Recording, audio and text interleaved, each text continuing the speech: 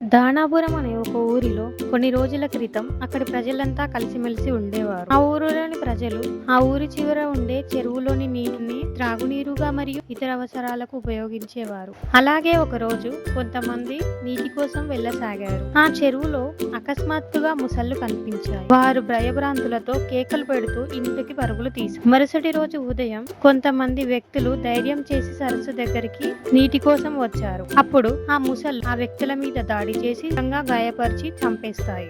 అది చూసి ప్రజలంతా భయాందోళనలతో మనకు నీరు లేకుంటే తీవ్ర ఇబ్బందులకు గురి కావాల్సి వస్తుందని, కనుక మనం మొసళ్ళ బాధను తొలగించకపోతే నీరు మనకు దొరకదు కదా అని ప్రజలంతా కలిసి సర్పంచ్ దగ్గరకు వెళ్లి ఆ ఊరి సమస్యను చెప్పసాగారు. అరెరే, ఇది చాలా ప్రమాదకరమైన సమస్య. దీని నుండి మన చెరువు, మన బ్రతుకులు కాపాడుకోవాల్సిందే అని మనకు తెలివైన ఒక బలశాలి కావాలి. అందుకు వెతకగా పక్క ఊరిలో ఉన్న హరీష్ అనే తెలివిగల ధైర్యశాలి ఉన్నాడు. అతన్ని పిలిచి ఆ ఊరి యొక్క సమస్యను తెలిపారు. అప్పుడు అతను చేపల వలలు తెప్పించండి అని అనగా వాటిని ఆ వలలో పట్టించి వాటి బాధను తొలగించవచ్చు అని చెప్పాడు.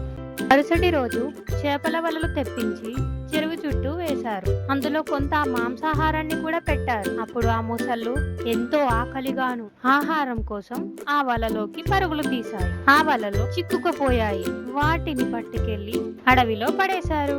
అప్పుడు సర్పంచ్ గారు హరీష్ గారి తెలివితేటలకు మెచ్చి ఆ ముసళ్ళ బారి నుండి మా ఊరి ప్రజల ప్రాణాలు కాపాడావు అని ఘనంగా సత్కరించాడు. ప్రజలంతా కలిసి అతనికి కృతజ్ఞతలు తెలుపుతూ ఆహా, ఓహో, బలా బలా అని జేజేలు పలికారు. ఇందులోని నీతి ఏమనగా తెలివిగా సమయస్ఫూర్తితో చేసే పనులు వల్ల దేన్నైనా సాధించగలం.